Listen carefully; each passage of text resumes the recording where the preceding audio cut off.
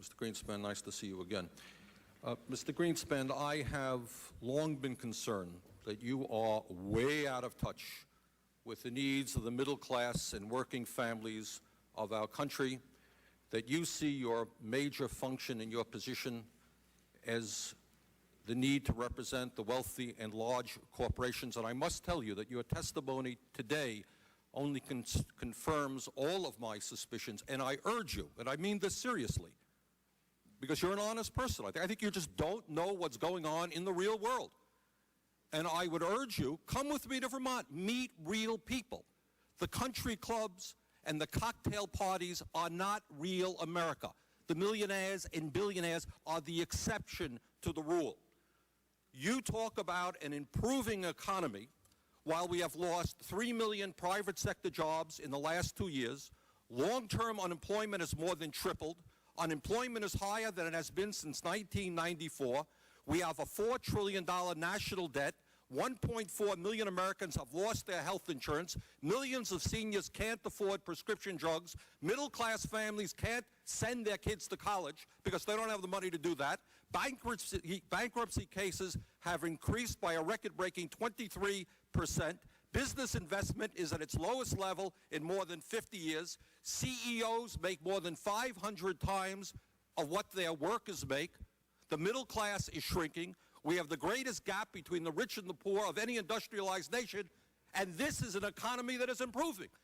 I hate to see what would happen if our economy was sinking.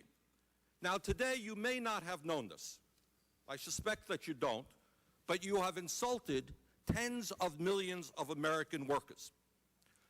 You have defended over the years, among other things, the abolition of the minimum wage, one of your policies, and giving huge tax breaks to billionaires. But today you reached a new low, I think, by suggesting that manufacturing in America doesn't matter. It doesn't matter where the product is produced.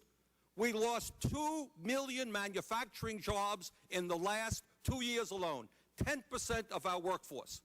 Walmart has replaced General Motors as the major employer in America, paying people starvation wages rather than living wages, and all of that does not matter to you. Doesn't matter if it's produced in China where workers are making 30 cents an hour or produced in Vermont where workers can make 20 bucks an hour. It doesn't matter.